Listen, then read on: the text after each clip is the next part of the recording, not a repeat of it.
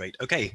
So good afternoon, everybody. 好啦，大家下午好啊！歡迎嚟到2020年嘅社企民間高峰會，亦都係多謝大家參加我哋今一節嘅討論。我哋係講咧社會企業調查報告，係香港2020年嘅報告。我係 Tristan Ace， 我係香港英國文化協會嘅社企全球伙伴同發展部亞太主管，我哋亦都係主持今日呢一節嘅討論嘅。我哋有一個混合嘅形式啊，我哋呢一節咧會有線上啦，亦都會有一啲聽眾喺我哋呢一個現場係進行一番對話嘅。In a moment, I'm going to tell you some of the findings from a piece of research we've been doing over the last 10 weeks or so. But before I do that, I'll just introduce our panelists for today. And we have a group of panelists from Asia and from the UK. So first of all, we have Mavesh Muntaz Ahmed, who is the Director of Research at the Center for Asia, Philanthropy and Society here in Hong Kong. And we are really looking forward to her insights, given that CAPS published a regional piece of research on social enterprise last year. So we'll be looking to compare the findings of our work with the work that CAPS have done across the region a little bit later. We then have Dan Gregory, who is the Director of International and Sustainable Development at Social Enterprise UK, and Dan and Social Enterprise UK have been a long-standing partner for all of our research into social enterprise, not just here in Asia, but across the world. Then we have Casper Ng, who is the Head of Sector Engagement and Capacity Building at RAISE in Singapore, which is the Center for Social Enterprise. And we again have been delighted to work with RAISE on a similar piece of research in Singapore, and we'll be launching those findings early in the new year. And then finally, we have Sudarat, and I have been, she's allowed me not to pronounce her second name, but Sudarat, who is the General Manager of Social Enterprise Thailand Association. And again, we've been working with Social Enterprise Thailand, or SE Thailand, on the Social Enterprise Landscape Survey for Thailand as well. So all these three pieces of work in Hong Kong, Singapore, and Thailand are the latest iterations of our Social Enterprise Landscape series. And all three surveys are almost, well, all three reports are almost finished. The surveys, the data has been collected. So we have the insights and the findings from both Thailand and Singapore. So we'll be able to hear some of the reflections on how the data from Hong Kong compares with the data that we're getting in Singapore and in Thailand, and of course from the UK as well.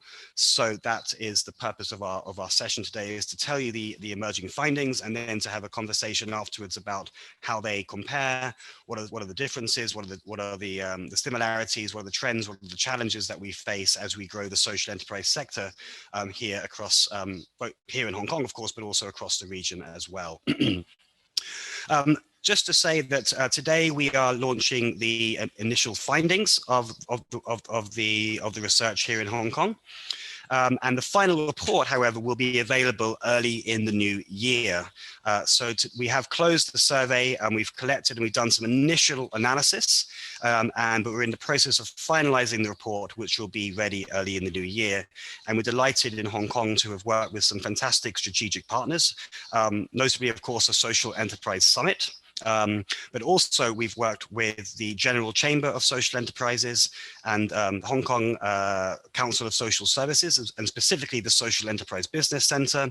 And we also worked with Dream Impact. And the research partner was Elevate, who are a regional research organization into sustainability and impact more broadly. So we're delighted to have such a fantastic team that we've worked with here in Hong Kong. So some background to the work. This is a piece of work which is part of a long-standing research project that we've been doing for many years around the world. And in Asia, we have surveys in a number of countries, including Vietnam, Malaysia, Indonesia, and the Philippines. And as I said, the latest iteration are here in Hong Kong, Singapore, and in Thailand. We surveyed 148 organizations, and the findings are designed to support the sector to grow, to provide insight, and to help key stakeholders think through how they can grow the social enterprise community in Hong Kong. I'll briefly talk about how we approached the study.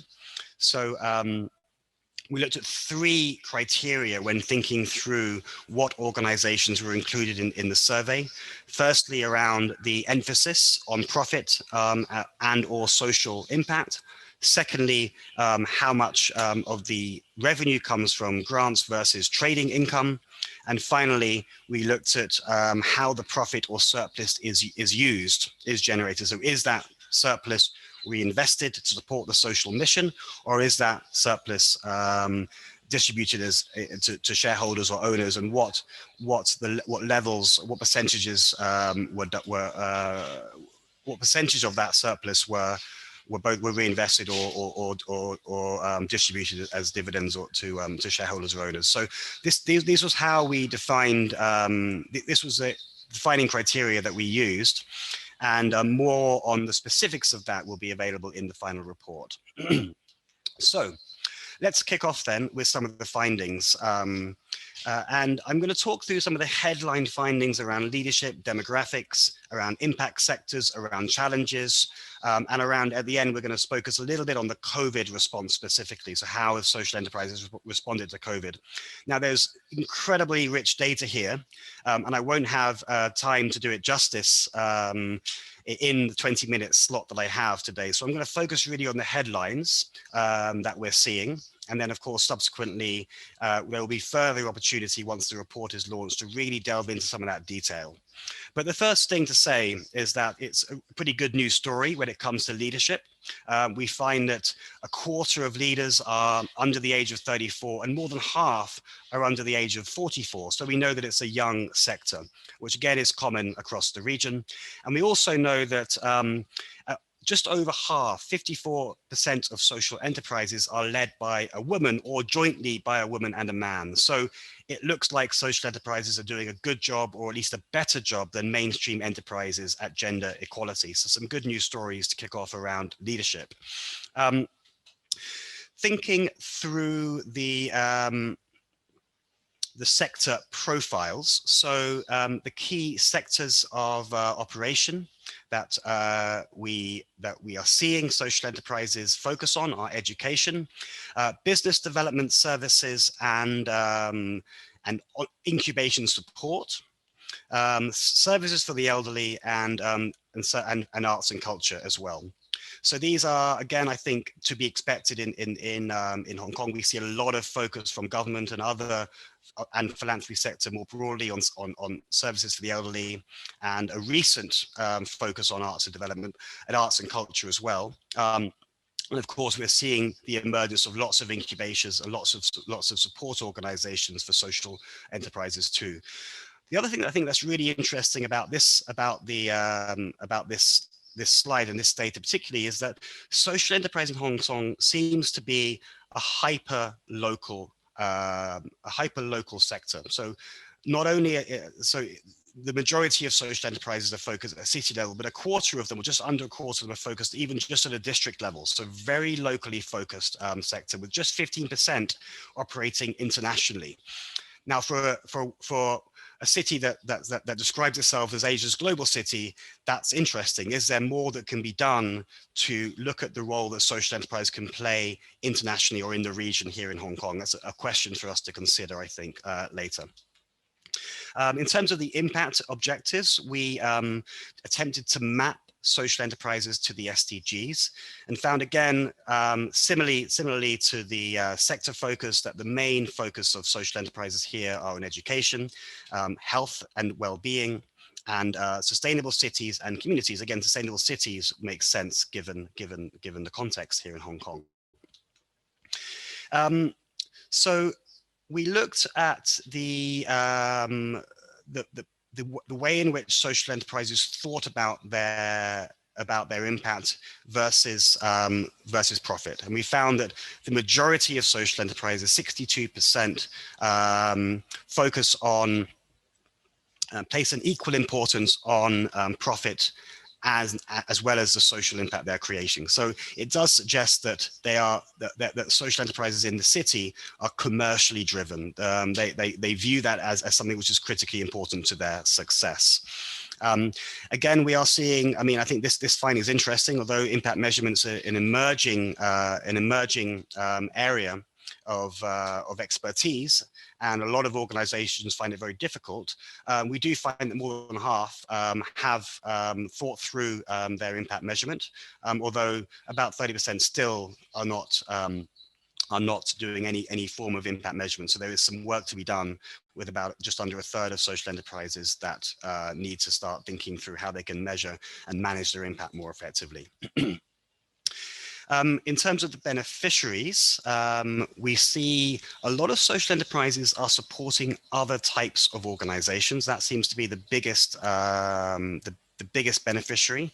But again, we're seeing employees of your own organization. So that suggests a high proportion of WISE or work integrated social enterprises. And that, again, is to be expected. That is, I think, the roots of the sector here in Hong Kong. It grew out of that idea of employment opportunities for vulnerable communities.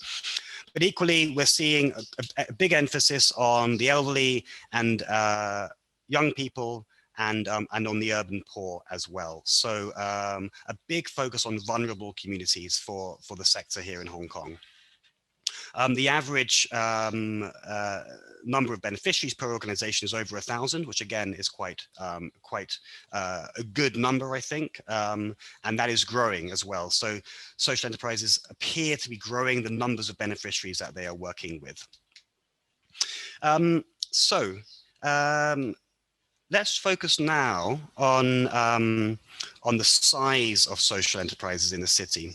And I'll take this opportunity just to remind everybody who have joined the webinar to ensure that you do input your questions, your reflections into the chat, so that we can ask our panelists to reflect on them later as well. So please just remind everybody just to put your questions in the chat, and anybody who's watching next door, if you've got any questions, please write them down and they can be passed to me by hand as well, so we can get all the questions in advance. So please do that.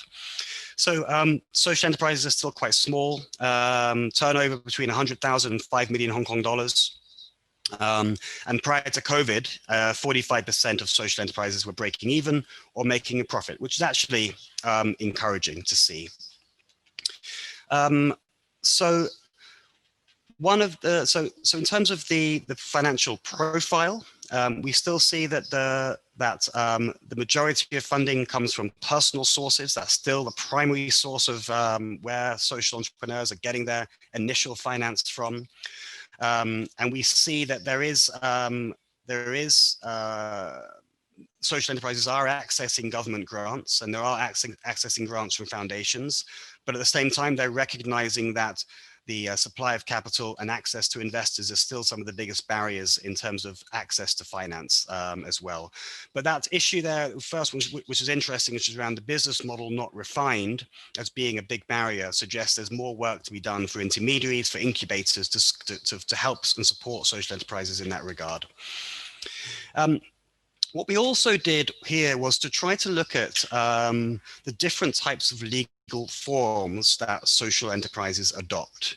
And interestingly, the majority of social enterprises, 37%, take a private company form. And actually, when you look at, it's either a company limited by shares or a company limited by guarantee, you've got quite a significant proportion of social enterprises that are taking on those forms. And that has changed over time, and I'll come to talk about that in a little bit in a slide a little bit later, where we'll see where that change happened, which I think is quite interesting.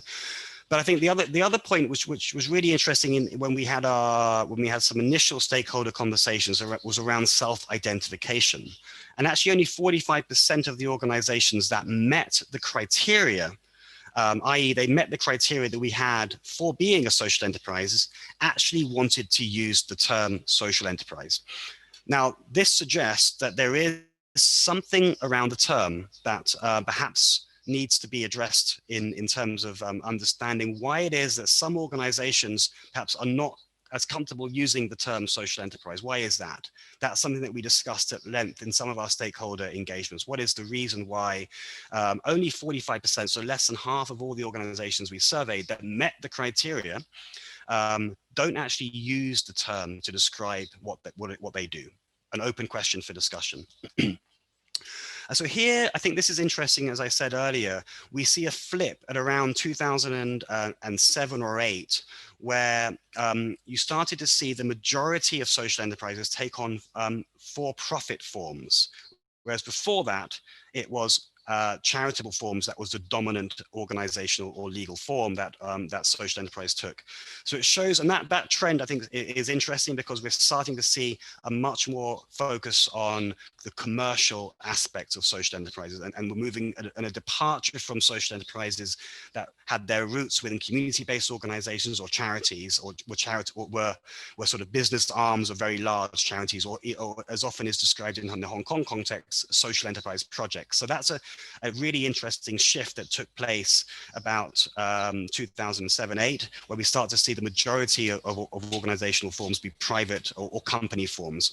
And of course, that comes with its own set of challenges around access to funding, particularly grant funding, which is a very common problem that social enterprises face, that if they take on this private company form, then they struggle to access grants. So how do we address that is a key question, I think, for the sector, not just here, but in other parts of the world as well. Okay, so sources of revenue. I think this is really interesting and really encouraging finding. That the majority of social enterprises, regardless of which form they take, are trading with the general public. This shows that social enterprises has gone mainstream. These are businesses that trade and compete with mainstream enterprises. Their main customers are the general public, which is actually not that common around the world. And to have such a big proportion here in Hong Kong, I think demonstrates that there is quite a growing and quite wide awareness amongst the general public of what a social enterprise is. But the second piece of data is quite interesting when you compare private limited companies with charitable forms of social enterprise. The private companies are much more focused on trading with corporates and trading to find their revenue, whereas the non-profit forms are still focused, it looks like, on trying to get seed funding from grants, trying to get donations.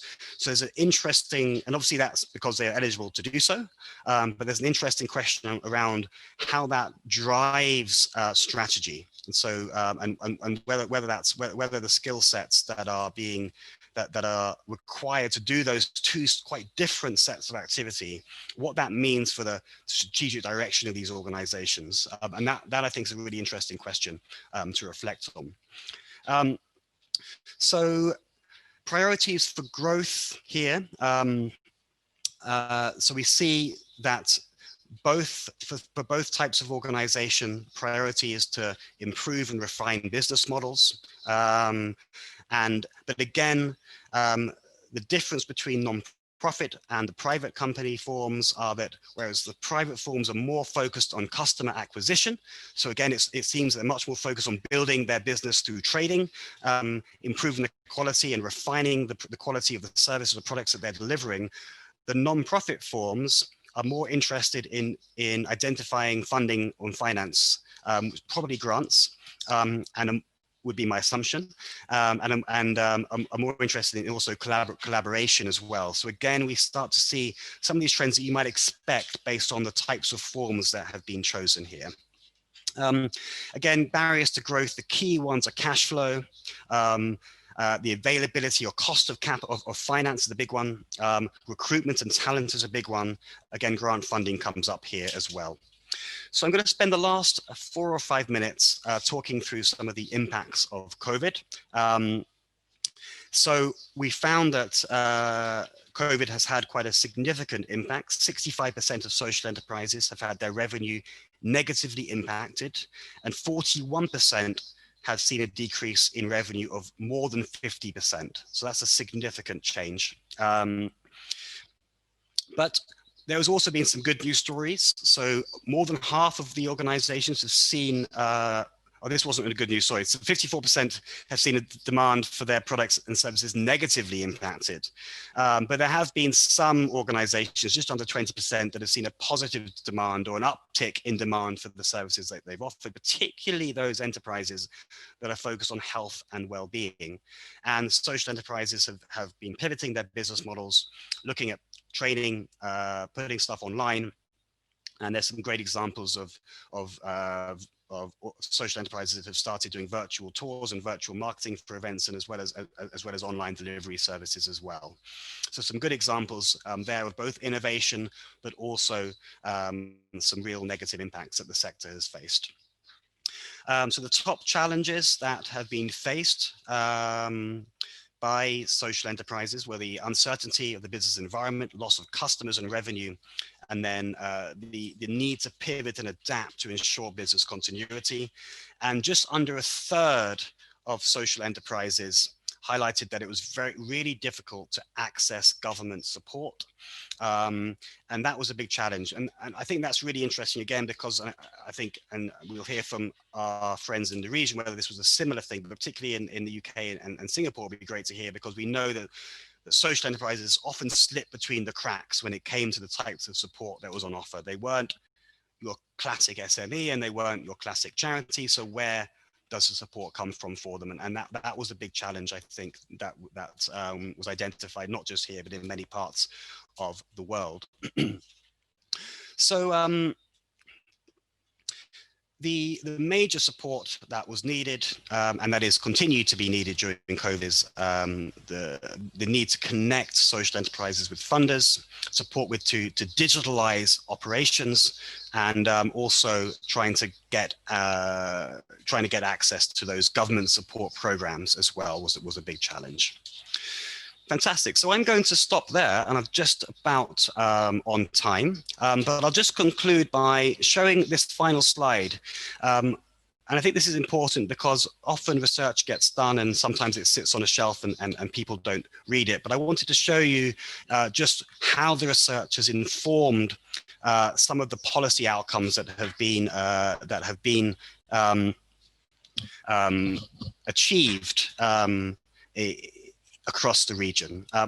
Some of these examples go way back to 2000 and, go way back to about 2011, where we've been engaging with our partner at the United Nations, ESCAP, in collaborating with governments and support organizations to help them think through the various policies and initiatives and the various strategies that they may wish to implement. So just to say that this research really does, when it's done over time, when it's done regularly, really does help to inform and design really targeted support, targeted policies, targeted strategies, which can really then help us to ensure that the resources we have are going to the right place within the sector. And actually, a lot of these assumptions we have, we can really challenge them and ensure that those assumptions are accurate and are backed up by the evidence as well.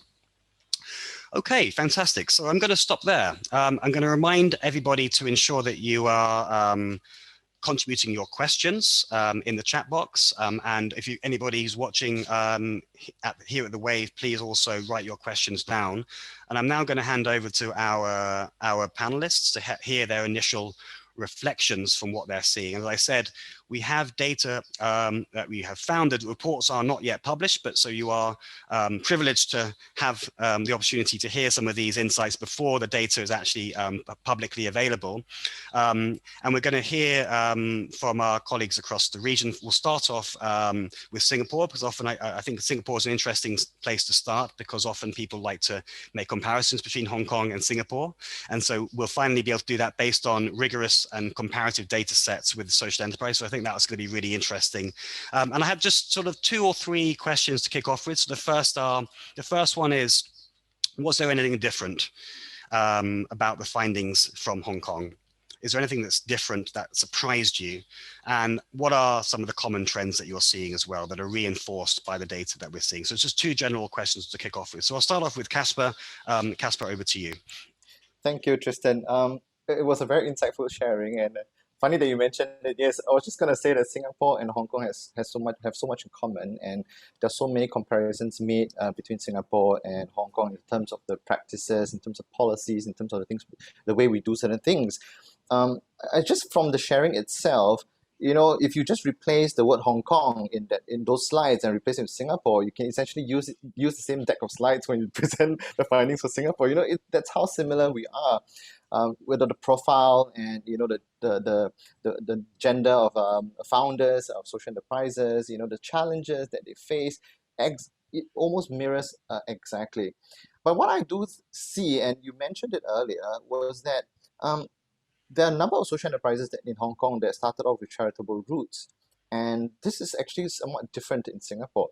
In Singapore, a lot of the social enterprises started off as enterprises. I mean, they came about in the financial crisis, and they started up businesses to, bring about employment to people who were displaced from their jobs. And as the whole situation got better, they turned their attention towards the more vulnerable groups, and they have kind of stayed that way until now. In fact, one of the things that we found challenging in Singapore is how do you actually encourage charities to adopt a more social enterprise model, thereby taking away the burden on government funding. And what we see as a trend is government funding is indeed going up, where we see a lot more flatline trends in the fees, in terms of investments and other sources of income for charities. So I think that's something that we can perhaps learn from Hong Kong. I think if we can go a bit deeper as well, what are some of the political structures that are in place in Hong Kong that differs from Singapore that's led to such these kind of trends as well. So kind of initial reactions. I think there's one more, if I may. I think you mentioned that the internationalization of Hong Kong social enterprises seemed to be somewhat lacking. I think that's that mirrors Singapore quite a fair bit, and perhaps we can go a bit more in depth into why this is the case, and what are the things that we can do together. Okay, thank you. Thanks, Casper. I think that internationalizing question is a really interesting one. Our supporter for this piece of work is HSBC, and of course, from a banking perspective, the role of Hong Kong and Singapore as centers for finance or centers for social finance has not yet perhaps been fully exploited. So I think it would be really interesting to perhaps have a bit more focus on that, not just as centers for social finance for Hong Kong and Singapore, but also as centers of social finance for the region. And I think I know there are some great examples of that in Singapore of impact investment firms that are set up for the region, and starting to see some of that here in Hong Kong as well. So it'd be interesting to sort of see what that role could be. Yeah, absolutely. Okay, so I'm now going to go to Thailand, and I'm going to go to Sudarat, and the same question to you. Okay, so I for the finding in Thailand, we might not be able to do like Singapore, replacing the word Hong Kong with Singapore, and then it's fine. We see some of the similarity, but also the differences. What surprised me is we actually have quite close the number of respondents, because in case of Hong Kong, you have 148, we have about 146, and we have exactly the same structure of leadership demographics. So it's go like rising from teen and peaking at the age of about 35 and 44 at 27%, and then going down, we have a little bit higher number of people who the leaders that are in the age range of 55 to 60, comparing to the case of Hong Kong. Another similarity is that we observe that the financial source of social enterprises in Thailand, top 3 is from grant and personal income too. But a little bit different here is that the grant in the case of Thailand mostly come from corporate side, but in Hong Kong, what comes first is the grant from government. So we see like maybe bigger government support there in Hong Kong comparing to Thailand. And on the similarity of the obstacles are also the same. Everyone talks about cash flow, access to finance. But what stands out in the case of Thailand, and I didn't see it in Hong Kong and maybe also Singapore is people also mention a lot on public awareness or consumer awareness. The understanding about social enterprise generally in Thailand is still quite lacking in the perception of social entrepreneurs themselves, and that is where we could actually do something to promote it and to make social enterprises more well known as a concept here. One of the biggest difference I observe here is that because Thailand, most of the areas, country is in the rural area, so the sector that is most prominent here is agriculture, livestock, and fisheries. So this come first as the dominant sectors in SE, and then followed by education, and then health and social services. And the beneficiaries of these social enterprises also correlate with the sector they're in. So yeah, low-income households, elderly, and youth for education in this case. And so the same thing is also the response on COVID. But we have even greater number of people saying they're not supported by the government, because in Hong Kong it's about 27%, right? In Thailand it's as high as 48% for people who take this survey and say that they're not getting any support during the COVID-19 situation. And so I think we see one difference is that the role of the government in Hong Kong and maybe in Singapore might be a little bit higher in terms like intervention to help and support social enterprises. Great, thanks, Da. So just a reminder, I know I can see some friends in the webinar, so please do ask some questions. Be great to hear from people who have signed in for the webinar as well. Thanks, Da, for that. So I think, yeah, I mean, you would expect perhaps a bigger focus on agriculture and fisheries in Thailand than as compared to Hong Kong or Singapore as well. Yeah. Brilliant. So let's then go to Dan. Dan Gregory, you're in the UK. So how do these results compare to what we see in the UK at the moment? Hi folks, hi Tristan, hi everyone, it's great to be here, and really good to hear from Casper and Dar as well. Yeah, really interesting, and I mean, above all, the first thing and most important thing I think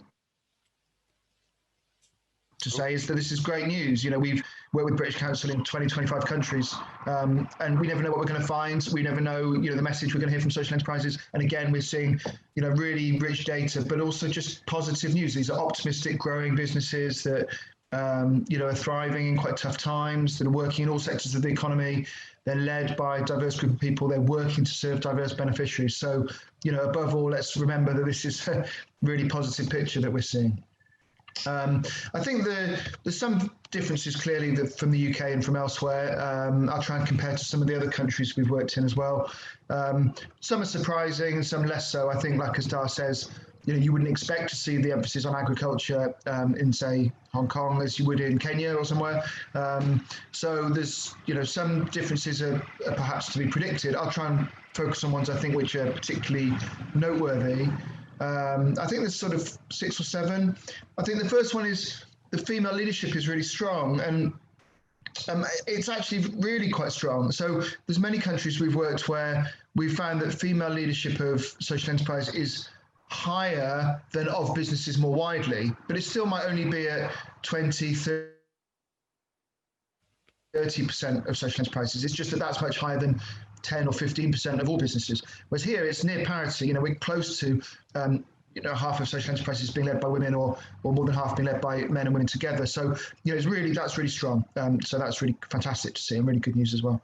The thing I noticed immediately, I think, is the focus on working with elderly population. Again, that's a function of demographics, not entirely surprising if you know, looking at the differences between trends in demographics in countries, but I think that's something we haven't always seen in many countries. Sometimes it's more on certain disadvantaged groups in terms of ethnicity or age or disability. And the one that comes through really strongly here is age and working with the elderly population. Thirdly, I think there's an interesting trend, which I don't think we've seen very much in many other countries, which is around the size of these enterprises. It's always the case that there's many more small and not so many big, but there's almost a little kind of hump here, I think, in Hong Kong, where there's quite a few groups. I think it was between 1 and 5 million Hong Kong dollars, where there's sort of the larger small ones or the smaller medium ones. There's a group of businesses there, which we don't always see. We often see lots of small, a few big, and there's an interesting group of enterprises here, which just show that they might be a bit more mature, a bit more developed. It's not just sort of long established ones and some startups. There's a sort of maybe almost Mittelstand, a kind of middling group of enterprises that, not loads of them, but significant compared to other countries. Fourthly, I think it's quite clear that there's, from two parts of the survey, something different going on in Hong Kong compared to other countries. First of all, where you can see that the businesses define themselves as offering business support to others. And secondly, where they talk about their beneficiaries being other organizations. So in effect, these are kind of intermediaries. These are social enterprises working to support other enterprises, social enterprises, organizations, charities, businesses. I think that shows a kind of well-developed ecosystem to a degree. And we always, see flaws in our own model. And maybe, in Hong Kong, it would feel like, well, we need more of this, or we've got gaps in our ecosystem. But I think if you compare that to, again, some other countries we've worked in, whether it's Jamaica or Morocco or Kyrgyzstan or Philippines, I think we're seeing a few more intermediaries and support organizations here in Hong Kong, which is, again, a positive sign of a mature ecosystem. The access to loans, I think, was really, really low, particularly for somewhere that is obviously known as a financial centre. It was lower than access to equity, which is quite surprising. In fact, in all countries, access to finance, I think, is perhaps even overhyped in terms of its importance. When you look at the survey findings from the demand side, these organisations say they rarely access external finance. But really, I was surprised at how low the access to loans was in Hong Kong. On the other hand, maybe it doesn't mean that the discussion around social finance or impact investment is overhyped. Maybe it means there's more to be done there, and actually these businesses could be accessing loans more and could be seeking more finance. So there is work to do there. But I was surprised by how low that was, currently. Sixth one, I think, around COVID. I think it's been very unpredictable in many countries, kind of how social enterprises have responded. We've been running a survey with the British Council in many countries and getting a flavour across the world. I think the thing here is that while in many countries, social enterprises found there weren't programs for them, or as Tristan said, social enterprises were falling between the cracks, almost the problem here maybe seems to be more process, that actually it's the sort of application process, the paperwork, the bureaucracy, which seems to be putting off social enterprises. They're not saying it's not for me, there's nothing there. It's just, it looks like it's onerous, it's not worth it. I'm not confident that I'd get through the process. So this, as you'd expect in Hong Kong with a more mature kind of government system compared to some countries we work in, there is support available, but it just doesn't feel accessible.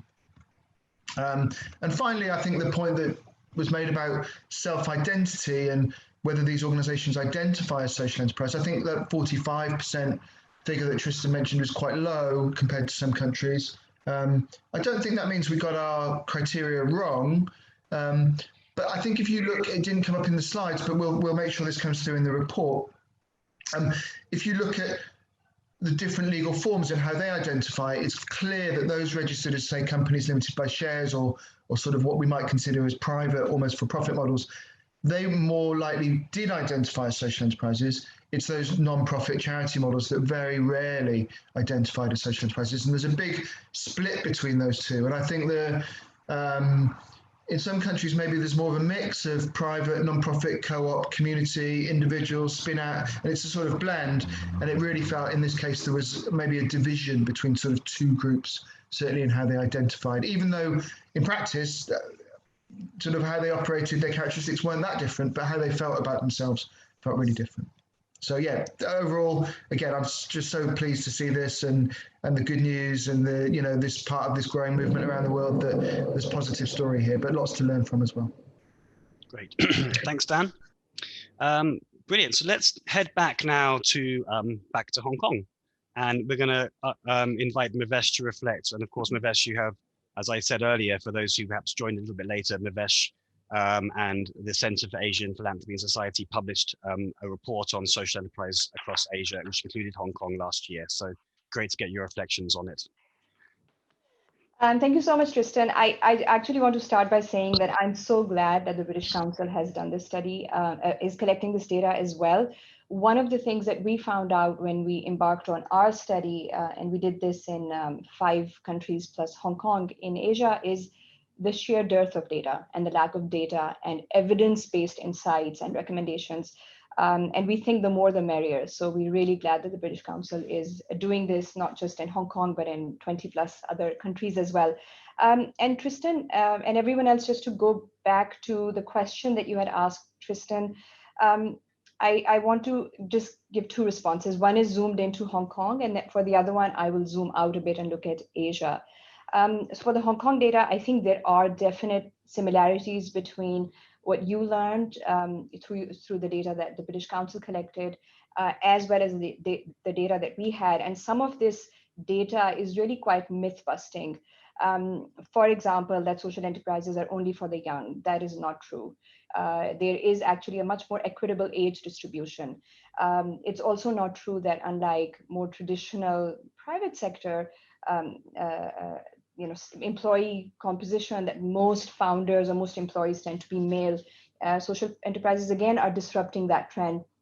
We find that as well. We also find that social enterprises are very attuned to the twin needs of making a profit, being financially sustainable, as well as meeting a social need. In fact, one of our Japanese partners put it very well. He said that profit is like oxygen. You need oxygen to breathe, but you need oxygen to live, but you don't live to breathe oxygen. I bungled it, but he said it very eloquently. So I think that's what we have seen that's in common in Hong Kong. Where I think our data differs slightly is that most of our respondents were actually for profit. And that's why some of the geographical footprint and growth plans are different. So you found that most organizations tend to be hyper-local, and that makes perfect sense to me if most of them are the non-profit, wise kinds of organizations that have revenue generating arms. But for us, where most of the ones we surveyed were for profit, we found that most of them actually do want to have a regional Asia footprint or even an international footprint. So their growth plans are different. Again, you notice that most of the for-profit social enterprises in your sample seem to be focused on B2B models, whereas the nonprofits are focused more on B2C, providing direct services to communities. And here I just have an observation, which is that they are often also bound by the priorities of their funder, and that often happens to be the government in Hong Kong, which has very clear priorities for social innovation, to create poverty alleviation, to create social inclusion, etc., and provide employment for the marginalized. So it's not surprising to see that these kinds of organizations are focused on communities, and then the for-profit ones are not. But this actually brings me to the second point that I want to make, where I want to zoom out a little bit, and that's funding. I think we're all agreed that funding is a huge gap in this space. Yes, along with talent, that's another big one, but I think we need another half an hour to discuss that. And on funding, we have 2 observations. One is that we observe, not just in Hong Kong, where the majority of our sample was for-profit, but in the other countries that we looked at as well, most early stage social enterprises are receiving grants, even if they are for-profit. Even more interestingly, they are telling us that they want to receive grants. And that's not because they want to be dependent on grants. It's because they see grants as angel investment, as money that allows them to take risks and to experiment. They are trying to fulfill a very difficult agenda, which is to meet a social need as well as become financially sustainable. And grant funding gives them that kind of launch pad to do so. So we don't think that grants are a dirty word. In fact, we think that there needs to be more funding that flows into this. And that addresses a question that you asked, Tristan, which was, how do private companies, social enterprises that are registered as private companies access grants? And we find we have a few recommendations on that, and we have observed this across Asia as well. One way is that bigger, well-established companies can expand who receives their CSR funding. And we're seeing companies in Japan, in Korea, in Pakistan being more flexible about this and giving grants not only to nonprofits, but also to social enterprises, or in some cases, incubating social enterprises directly, or in other cases, building them into their value chains. So there are a number of ways that the social enterprises can access grants. Another way that they can access grant funding is actually by funding being given to enablers and intermediary organizations that are working directly with these social enterprises and can help allocate funding to their various needs. So we think grants are important, and they should not be taken as a sign of condemning the sector or thinking that the sector is not aware that it needs to be financially sustainable. We think they're very aware. Last piece on funding, impact investment, huge potential, not met yet. Across Asia, only about 16% of social enterprises are receiving any impact investment, but there's huge potential for growth. So that's where I will. Great, thank you. Fantastic, and a huge amount of insight there. And yes, I mean, the question of grant is an interesting one, because I think often it's a stigma that's associated with grants, because of course, many for-profit commercial enterprises that have absolutely no social priorities at all receive all kinds of grants and subsidies from governments all around the world. So there's no reason why social enterprises shouldn't receive it. The question is around the I think the two things that you said, which is around how we make grants accessible for companies that take for-profit forms, and obviously sometimes there's just legal barriers to being able to give grants to those types of organizations, which is a challenge.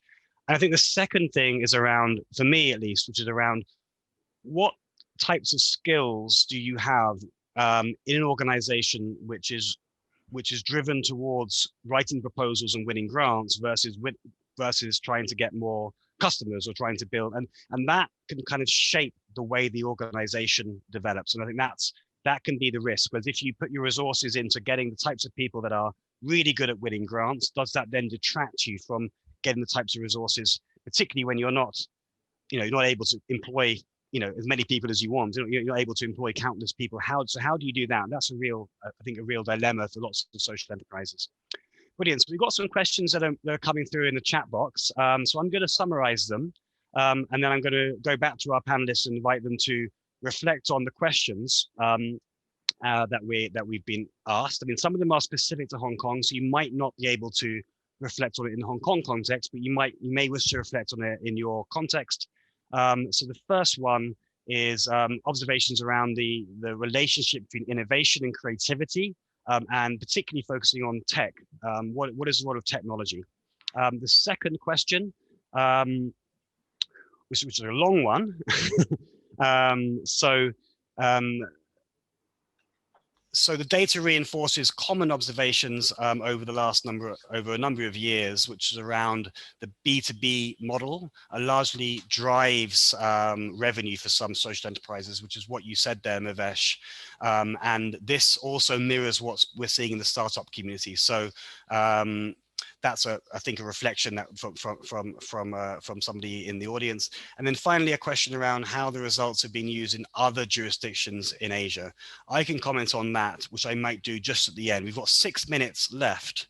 So I'm going to invite our panelists to come back and speak for maybe a minute and it's up to you to reflect on those questions, but also tell us the one thing or two things that you think the data tells us that we should do differently in the coming years. And that might be something for Hong Kong. It might be also something that you're thinking about in terms of your own context and how the data is informing your reflection. It might also be a regional reflection. What is it that we could do together to grow the sector across the region? So you haven't got much time to do all that, but I'm sure that you are capable. So Casper, over to you. Sure, thank you. Just very quickly, as I try to go through all the different questions, I think in terms of tech ventures and social tech ventures, it really depends on the ecosystem and the expectations that are built around each of these ventures. I think in early tech startup ventures, there are a lot of money put in there, but there's also a lot of expectation of returns of investment, which sometimes in the early stages of a social enterprise tech startup, that return on investment may not be so readily apparent. And in fact, social causes and social value can be often seen as an expense rather than value creator. It takes time, over time of validation, over time of trying to refine your business model to actually make that social element a value creator. And that's what we are seeing as well. So in the past 5 years, we have come across different tech social enterprise startups, and they've already started off on a very rough patch. But as you walk along with them, you provide them the grants, you provide them with the ecosystem to build themselves up. We now see social enterprises in ed tech, we see them in fintech, we see them in medtech. The question now is that, are they then able to take off from where they are, and what else is actually needed for them? I don't particularly see a convergence, but that's something that we probably might want to see, a couple of years down the road, whether there can actually be something like that as well. In terms of, maybe I'll just jump straight into funding, because this is something that I think is worthwhile sharing as well. In Singapore, I mean, it's interesting that Nivesh, you actually mentioned about the different corporates and the different funding that can come in. I think RAISE was primarily set up to support the social enterprise scene in Singapore, and majority of our social enterprises are private limited companies, in fact up to 95% of them. And our funding actually does not even allow us to fund societies or charitable organizations. And I think over the past few years, in terms of the work that we've done and the partnerships that we've formed, we've also seen a number of corporates, big corporates, coming in to just specifically look at innovative, sustainable business models that social enterprises can bring and yet deliver social value at the same time. So we're talking the likes of Singtel, we're talking about the likes of DBS Foundation, we're talking about Temasek Foundation, and they are putting in a lot of money, almost the same tune as what RAISE puts in. And I think this is something that we want to advocate for, because corporates need to see that it's not just about CSR. They can do CSR in a very sustainable way, and if they are willing to put CSR money into charitable organizations where it takes recurrent funding, just to put it that way, why not put it to a social enterprise, derive that same kind of value, financially as well as via impact, and in a very sustainable way. So I think that's something that we ought to think about.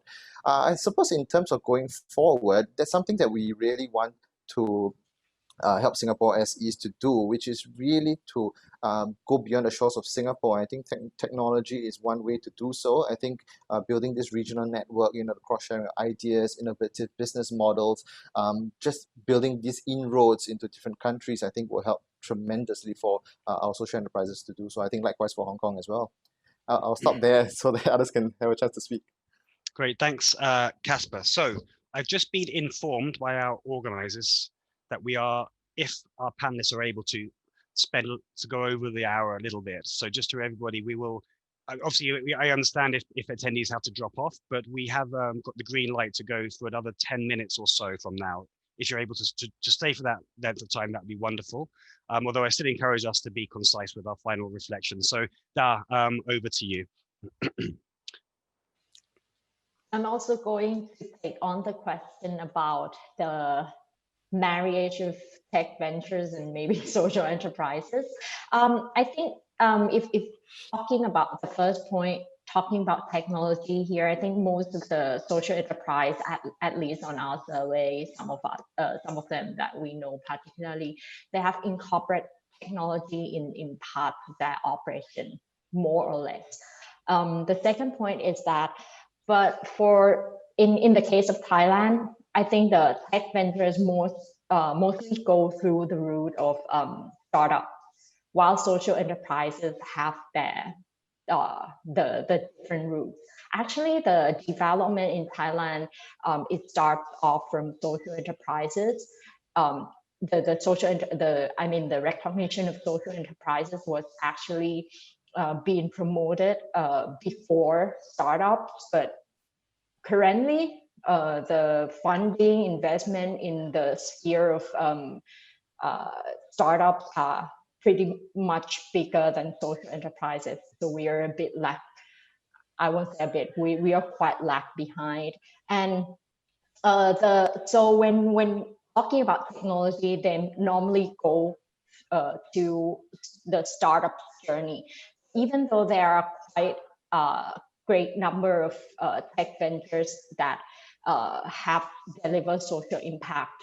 They won't claim themselves social enterprise. They will more attach themselves to tech startup, because that way they could draw more investment. And also when applying the same journey of startups with social enterprises, the investment term sheet hasn't been kind of tailored to social enterprises. So there is cases where actually some of the social enterprise are able to pull support in terms of venture capital funding, but in the end couldn't pass the deal together just because the term sheet asked for a drag along course where the founder has to sacrifice more than 51% of their shares if the ventures would like also to exit. So I think there are opportunities for us to kind of bring both types of organizations into the middle in order to make this possible. And also I think the point where all of you has mentioned about internationalization would also help a lot of social enterprises or even tech ventures in Thailand to actually address social impact part even more, because I think that kind of impact investment are more vibrant outside of Thailand, and if we are able to internationalize more social enterprises to be able to present to those group of investors, for example, and then it could be a great opportunity to also educate the investors in Thailand to go along that path too. Great. So we're seeing two common recommendations or future developments around the internationalizing of the sector. I think that's a really interesting development, and would be great to work more on that. So Dan seems to be having some technical difficulties. He lives in quite a, well, I don't know how remote it is. He's quite remote part of England, so maybe that's why. He's also in lockdown at the moment. So Mavesh, over to you.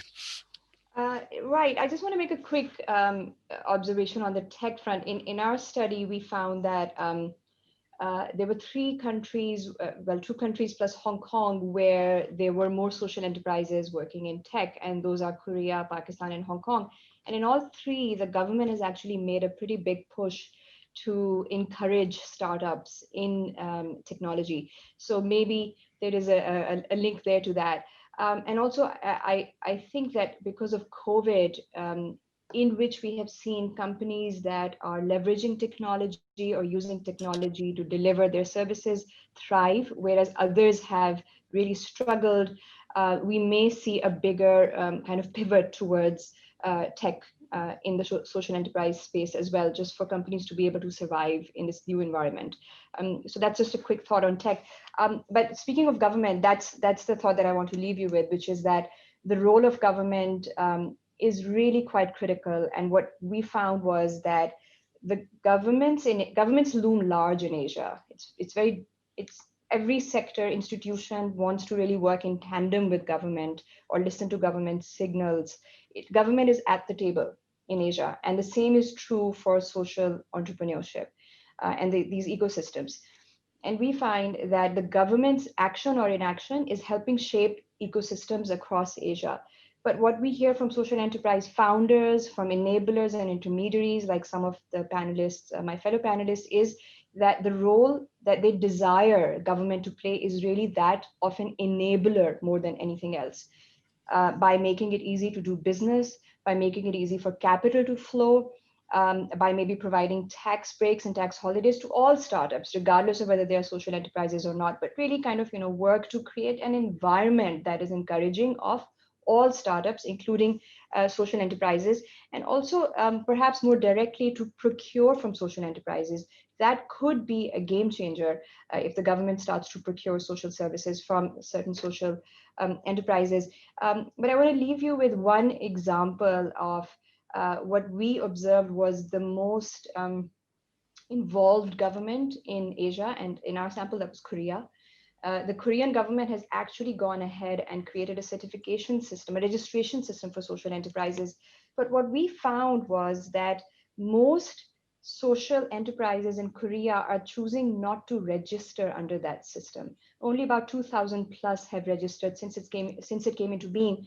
And we think that there are actually tens of thousands of social enterprises that are basically calling themselves social ventures, because they don't want the reporting, the oversight, the bureaucracy, and the red tape that comes with being on the government roster. So just some food for thought about, as ecosystems are developing in Asia, what do each of these ecosystems want the role of government to be?